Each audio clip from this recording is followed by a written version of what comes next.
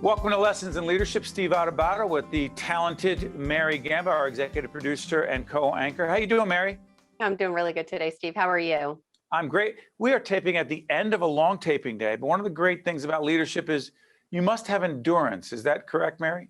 That is correct. And it's all about mind over matter, positive thinking, and just really putting yourself in a frame of mind to say, I can do this and I've got this. And that's what we're here to do. And that's what we're here to talk about today.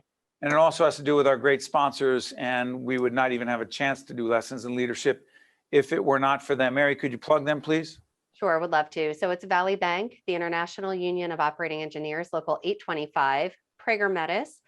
We also have Seton Hall University and the BUCCINO Leadership Institute, the KESSLER Foundation and New Jersey Sharing Network, Delta Dental of New Jersey, and the North Ward Center.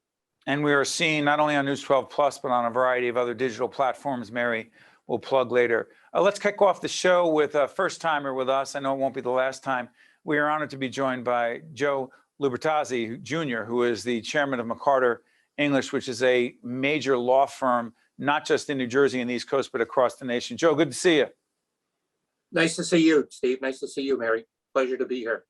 You got it. And by the way, I want to thank our good friend, Jose Linares, Judge Jose Linares, for making the connection with us. And also Scott Kobler, who is part of the firm as well, is a top leader on the board over at NJPBS. So organization very involved, law firm very involved in making a difference. Joe, let me ask you, describe McCarter English for everyone so they know the significance of the firm. So we began many years ago, back in the 1800s. We've grown over time such that we now stretch from Boston down to Washington, D.C. And a few days ago, we opened our Miami office. So we continue our stretch down the East Coast. We are a full service law firm of upwards of 400 lawyers, plus another 300 people who are part of our work family. So about 700 people total. You know, it's interesting. Mary and I talk a lot about business development as connection to leadership, and Judge Linares and I, Jose and I, talk about relationship building, and because we go back a long way, and we talk about the connection between being someone who understands relationships and business development. I call it a culture of business development, or a business development culture. You have that at McCarter English. Where does that come from, Joe, and how do you promote it? So we're very fortunate that our clients are our friends, and we're very fortunate that a lot of the attorneys here are very much entrepreneurs, and they're trusted advisors to their friends who happen to be clients. And our clients see that, and the word gets out. We enjoy being with our friends, and that just builds upon itself. And so we are encouraged internally here to be entrepreneurs and to take care of our client needs, and it just builds on from there. One more quick question before Mary comes in. We've done a lot of leadership development and coaching in all kinds of organizations. And sometimes people with technical skills, whether it's finance or law or the healthcare field and or the unions that we work with, they know their field technically. They're experts in their field. They're really smart. But Joe, that doesn't make them leaders who can develop other people. You're smiling, why? We have over 200 partners here, about 225 partners. And we're like everybody else, every other company. Some people have special skills. Some people are very gregarious. Some people like to stay in their office and, pore over tax documents, as an example. And so collectively, that makes us what we are. Some people do not like going out at night. Some people do not like doing the extra work that's part of the business development. So we have a wide range of talents within the firm, some of whom are very technical. You mentioned Scott Kobler, one of my noted public finance healthcare lawyers. Scott's out constantly. So it just depends on the person and the person's personalities. Absolutely. Mary, jump in.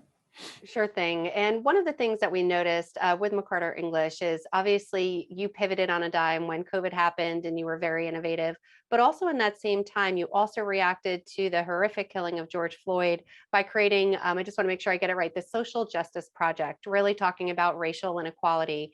Can you talk about that a little bit and why that was so important to you and the firm?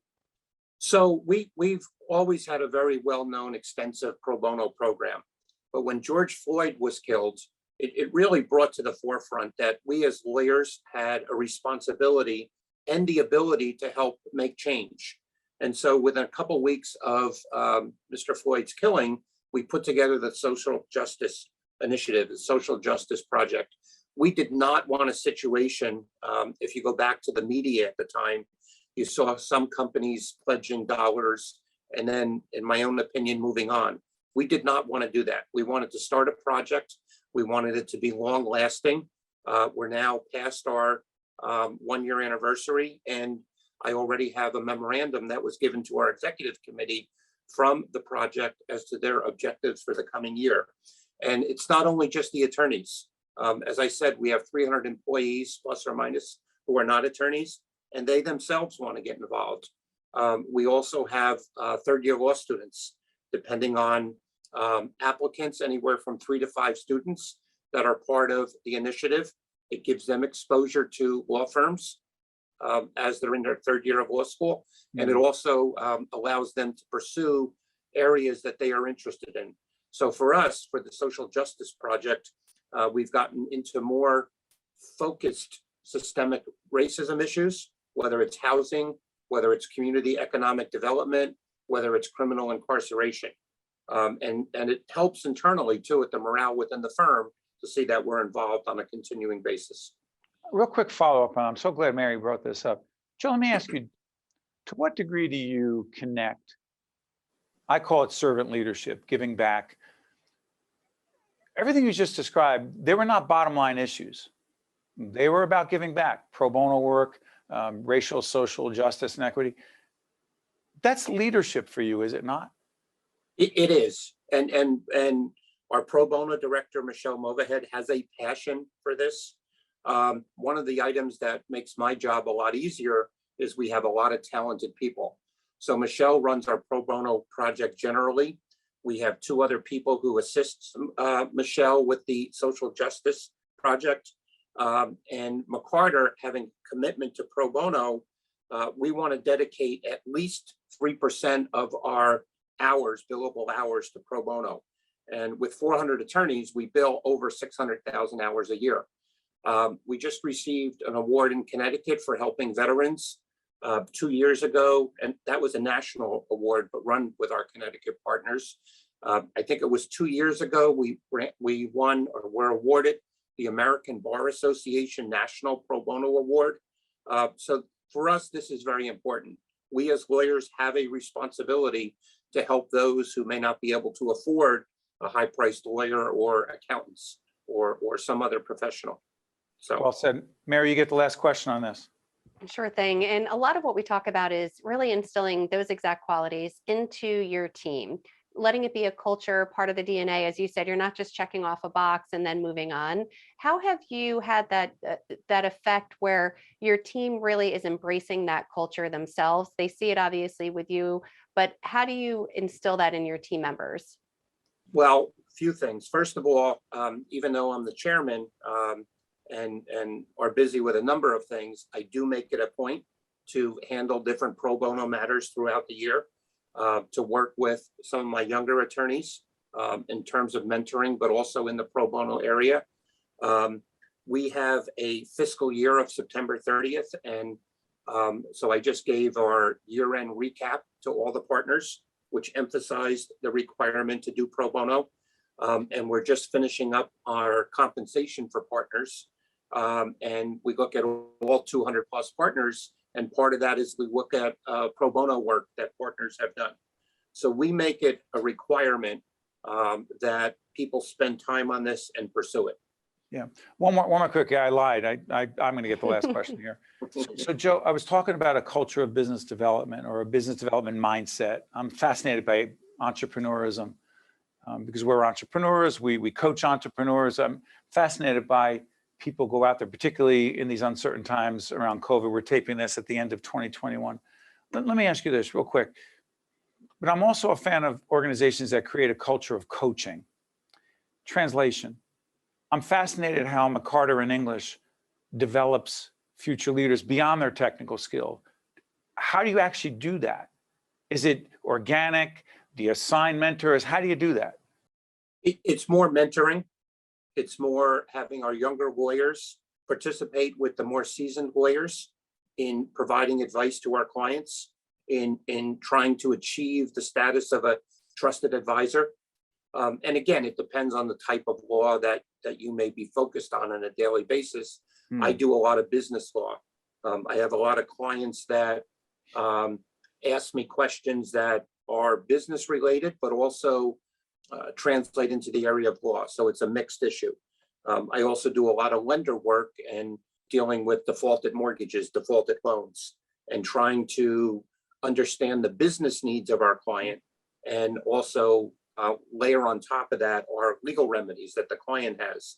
And over time, the clients appreciate that. People move from company to company. And so we try and work, like I said, with younger attorneys and just continue to develop that and mentor it over time.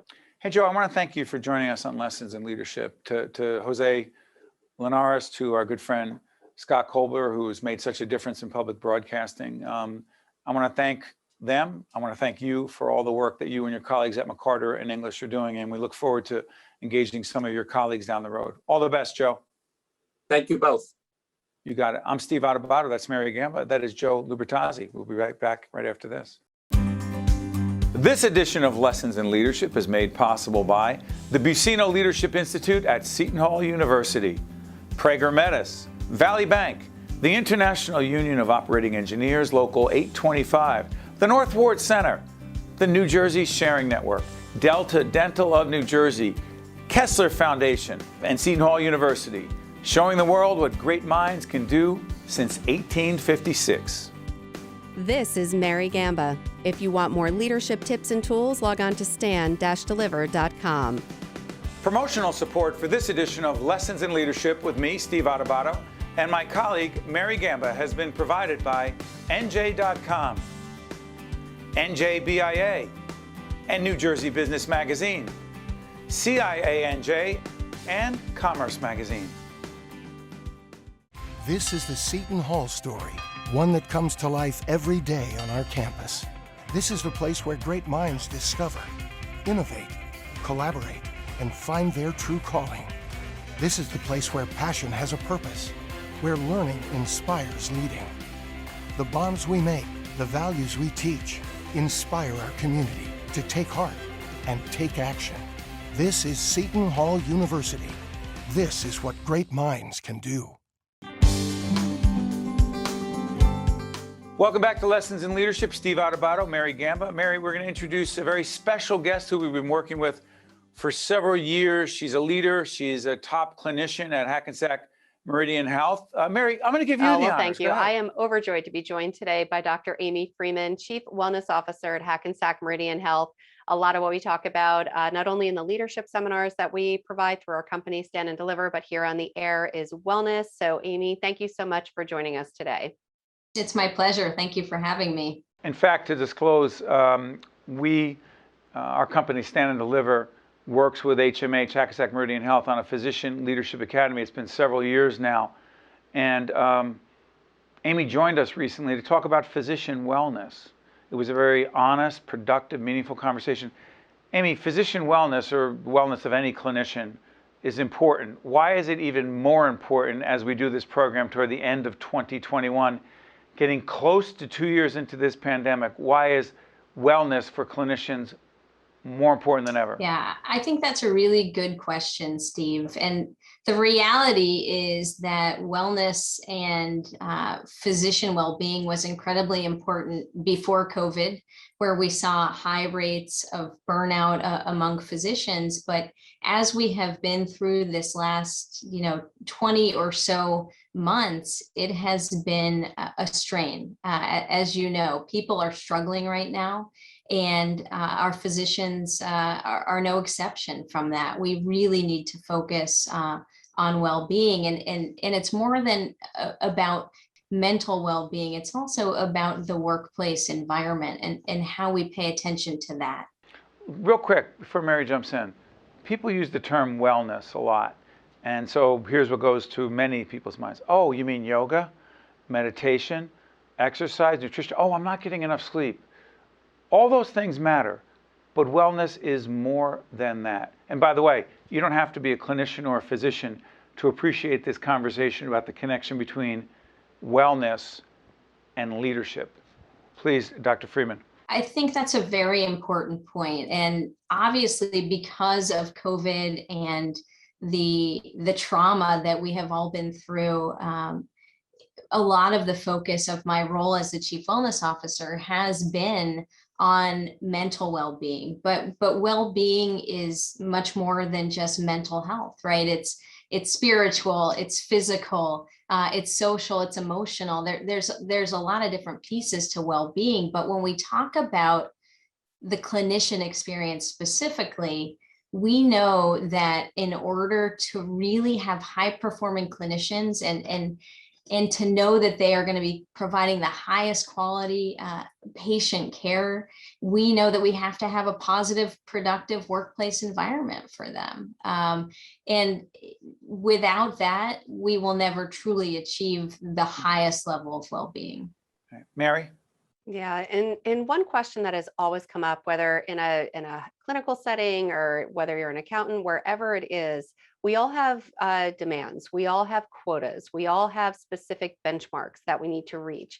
And it seems like, at least I know from our experience working together with the Physician Leadership Academy at Hackensack Meridian Health, they have all of these demands. How can they also be expected to do more with less, but then also be able to focus on their wellness at the same time? It almost seems like an imbalance somewhere in there. I understand absolutely what you're saying, but I would actually sort of argue the contrary. And that is, I think it is absolutely possible to improve wellness while also improving productivity, right? You're talking about benchmarks and metrics. And in fact, I think the two are really, really closely linked, because when we give our physicians the tools that they need to be able to work efficiently, that actually improves their well-being, right? So How so? Give us, I'm sorry for interrupting, Amy. Give us a concrete example of that. Yeah, absolutely. So one perfect example is that we need to make sure that we are providing team-based care. And what I mean by that is we need our doctors to be doctors, we need our nurses to be nurses, and our patient care assistants to be patient care assistants. And when we do that, every member of the team is doing the job that they're trained to do, the job that they're actually certified to do. And what that means is that the doctor doesn't end up on the phone with the insurance company for half of the day, right? So optimal team-based care, changing the operational environment, actually decreases that crushing clerical burden that our clinicians are facing. So that's just one example of the ways in which, if we give our physicians the appropriate tools that they need to be able to get the job done, then they're going to work more efficiently. And that's going to lead to them being more productive. But I think at the same time, it's going to improve their day-to-day experience. Quick follow-up on this. We've asked you this, I've asked you this offline as well, and in the seminars. For you, it's stressful for you, it's challenging for you.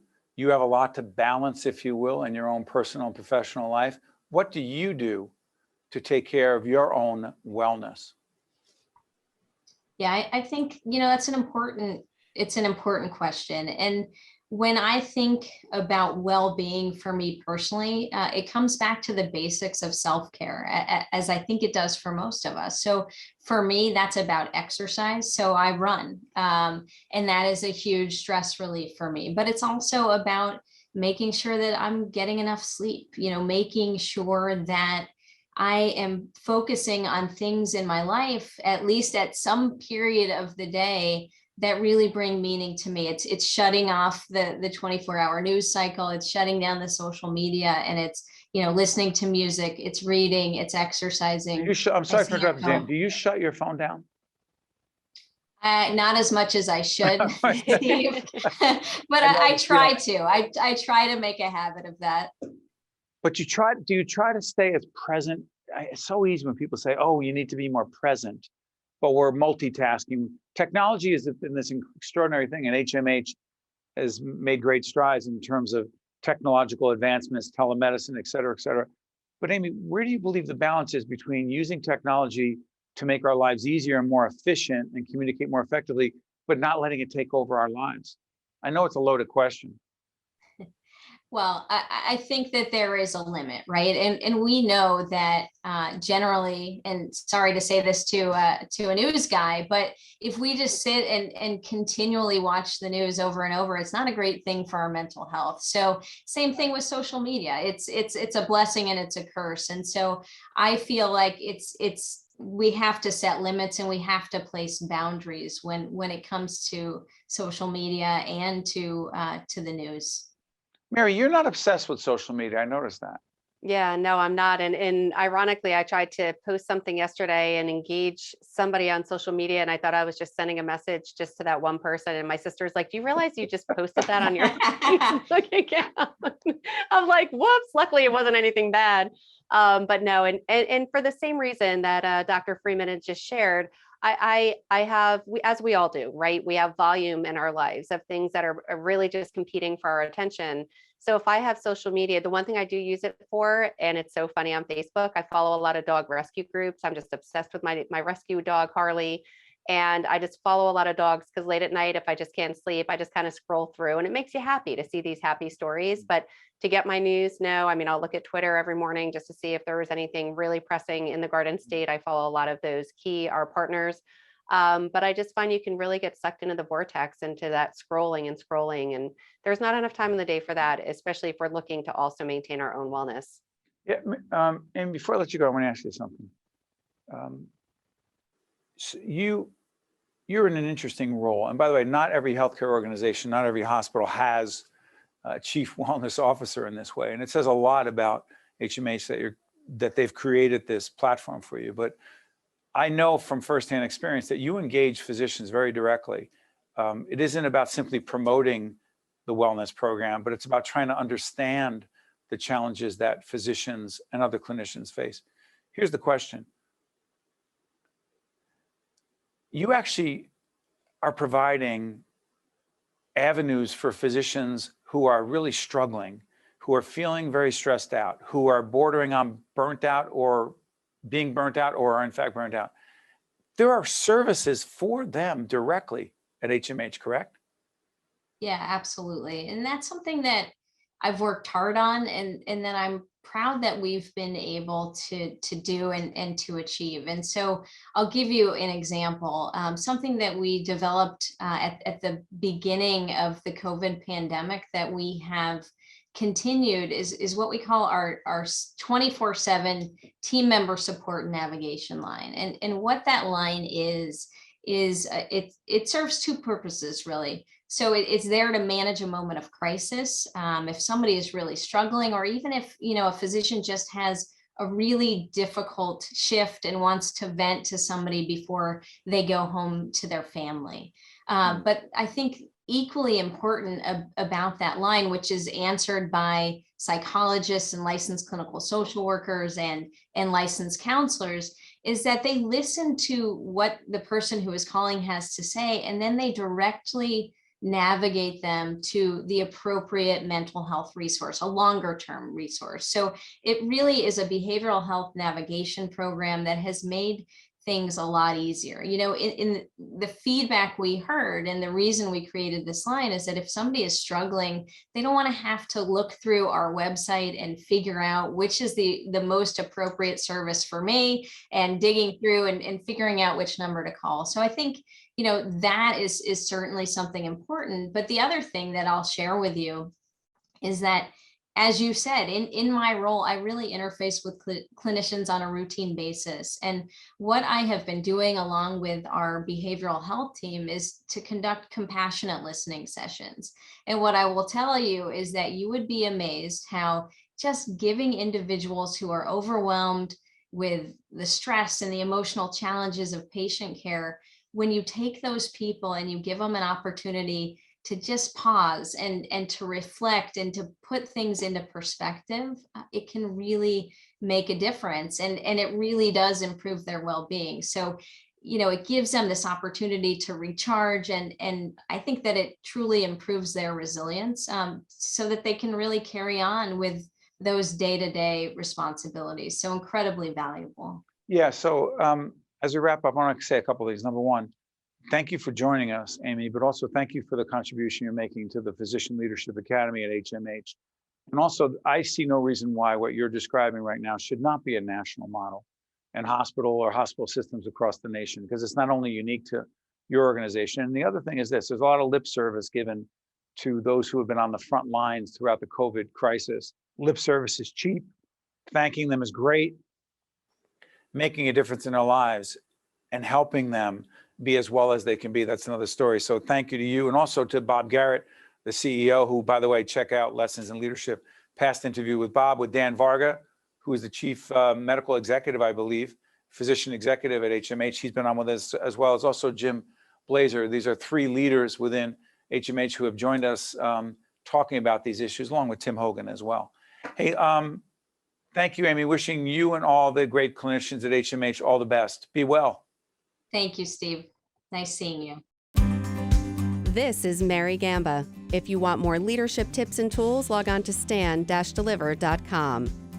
Promotional support for this edition of Lessons in Leadership with me, Steve Adubato, and my colleague, Mary Gamba, has been provided by NJ.com, NJBIA, and New Jersey Business Magazine, CIANJ, and Commerce Magazine. You know, it's so interesting. In the last couple of minutes, we have wellness, Dr. Amy Frieman talking about wellness. I wanted to go around real quick. Mary, you for taking care of yourself, one thing you do to take care of yourself, you take that walk every day at what, 5 I or take that 6? walk every day, but I'm particularly challenged because now it is getting darker earlier. So I need to figure out when to do it because it's like pitch black out there. But I take about an hour walk with my dog every day after work. What do you got, Elvin? How do you take care of yourself? One thing, not the whole thing you do. The one thing I do to take care of myself is I go play basketball alone without my children. No children allowed. You don't even play one-on-one. You just play, hold on one second. Listen, Steve, I coach my kids, so I need some time to myself without the children. So you just take a basketball, you go out and you shoot. That's it. You don't compete, you just shoot. No, I don't have time to compete anymore. I gotta get my kids ready. I want my kids to be like Frank's kids. Oh yeah, by the way, yeah, we're talking about Frank. Duncan at 15, 6'2". Okay, Frank, one thing you're doing. We know that Frank's taking care of himself. He's lost some weight. He's eating salads every day. What else do you do to take care of yourself, buddy? One thing. Road biking. I road bike like Elvin's dad. Elvin's dad is a huge road biker. I've been road biking for like the last 5 years. Outside? Yeah, what Outside. is road biking? That just means riding a bike on the road? Beer, Scott. Yeah, but like it's riding a lighter bike. It's like a race bike, like you see in the Tour de France. Oh, okay. I love it. I would hurt myself. Mary and I are inside because I'm on my Peloton bike every morning. I'm on like 30 straight days, but I'm not bragging, but I like that bike. I like being able to work out every morning. If I didn't work out, I go out of my mind, which is why when we start the day, I'm kind of sweaty and I'm steaming and stuff. Real quick, Scott, hurry up, man. Calories in versus calories out. What? Oh, I'm sorry. That's okay. Go ahead. My calories in. What's he talking about here? Calories in versus calories out. You can't eat more than you burn. You got to burn more than you eat, and you'll be You see fine. those arms? You see those arms? I know. First of all, Do the look at- sweatshirt. Look at that. Don't do it, Steve. Don't do it. Don't do it. Don't even go there. I'm going to take Yeah. a hit like that at the end of the show. We're Yes, talking you about are. wellness and you're hurting me. Say bye, Steve. Say goodbye. By the way, I'm going to check you. Your muscles are too big. You're too cut up. I want to thank everyone. Everyone take care of yourself. Leadership, wellness. You got to take care of yourself. And the other thing you got to do is have a great team behind you that tells you your time is done. I mean, not forever. We'll see you next week. Lessons in Leadership. This edition of Lessons in Leadership is made possible by the BUCCINO Leadership Institute at Seton Hall University, Prager Metis, Valley Bank, the International Union of Operating Engineers, Local 825, the North Ward Center, the New Jersey Sharing Network, Delta Dental of New Jersey, KESSLER Foundation, and Seton Hall University, showing the world what great minds can do since 1856. This is Mary Gamba. If you want more leadership tips and tools, log on to stand-deliver.com. Promotional support for this edition of Lessons in Leadership with me, Steve Adubato, and my colleague, Mary Gamba, has been provided by NJ.com, NJBIA, and New Jersey Business Magazine, CIANJ, and Commerce Magazine.